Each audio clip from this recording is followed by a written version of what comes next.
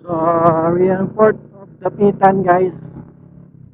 Mga kasakay, dito na tayo sa Dapitan. Dito tayo sasakay.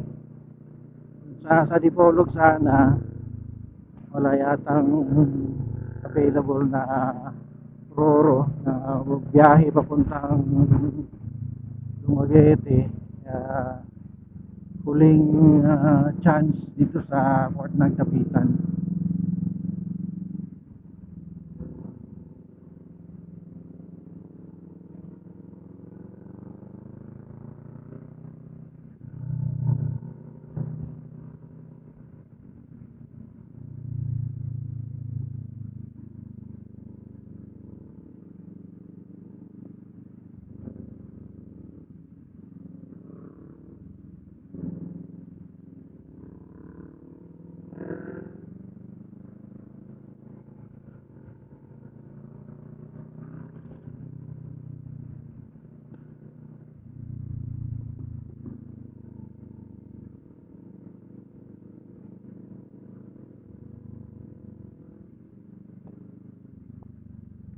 So,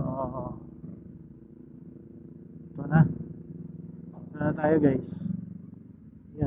Yung pagagaling namin ng tawag nito ng galing namin ng ah, galing namin ng 229 galing namin ng Cebu. Punta kaming pauwi dito. Ito yung sinakyan namin. Dito kami nag-dock. Ngayon, problema natin ngayon ang battery natin pa-drain na.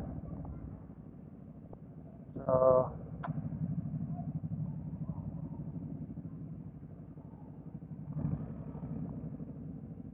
time check.